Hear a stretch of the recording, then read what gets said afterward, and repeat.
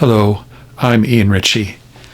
Since 2007, we in the Diocesan Green Group have been exploring and advocating better ways to live out the mandate given to humanity in the Garden of Eden, to care for and to guard God's garden. We've designed educational events to promote creation care because we believe that God has created us with this purpose, so that we would hand on to the next generation a world where all people can thrive, enjoying clean air to breathe and clean water to drink, and food that is healthy, enjoying the bounty of God's creation, the bounty we just gave thanks for at our Harvest Thanksgiving celebrations this month. The Global Anglican Communion has come to recognize this biblical mandate by adopting the fifth mark of mission, and at General Synod 2013, the fifth mark of mission was officially added to the baptismal promises made by everyone who is baptized in our church today, as well as the congregations who support them, by recommitting each time there is a baptism. At every baptism we are asked, will you strive to safeguard the integrity of creation and sustain and renew the life of the earth? The baptized is to answer, I will with God's help. And those in the congregation are asked to join with those who are committing themselves to Christ and renew our own baptismal covenant. This year, the warnings from the Intergovernmental Panel on Climate Change, along with other studies from all other bodies that study climate change, are more dire than ever before. Global climate change is now happening faster than was predicted as recently as 10 years ago. And despite the desperate arguments of a few last denialists, there is now no excuse for anyone to believe that humans have no responsibility for this. The wildfires that destroyed forests in Western Canada and destroyed the town of Lytton, British Columbia, also ravaged Northern Ontario and Greece this summer, were the worst ever seen, and we can only expect more to come in the future.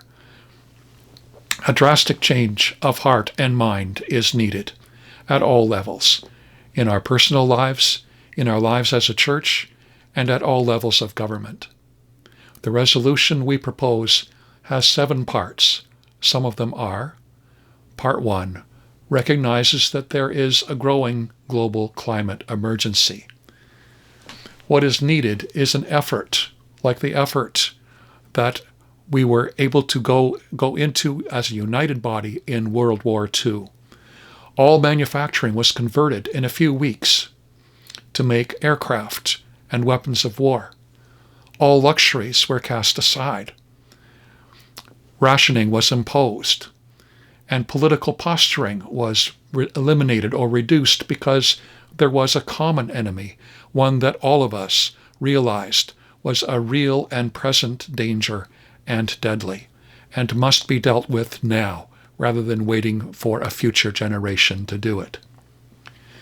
To call this anything less than an emergency would imply that we can just take our time and punt it down the road for children's generation to look after and to live with. But all the evidence now points to the fact that if we do that, it will be too late, and our children's generation will not be able to either to fix the problem or even to live with the situation that we have handed on to them. So what must we do? We don't want that to happen to our children's generation.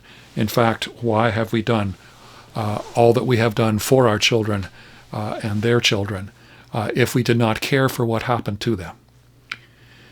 Part 3 says to urge every Anglican in the diocese to reduce their personal carbon footprint. That's a great idea, but how do we do it?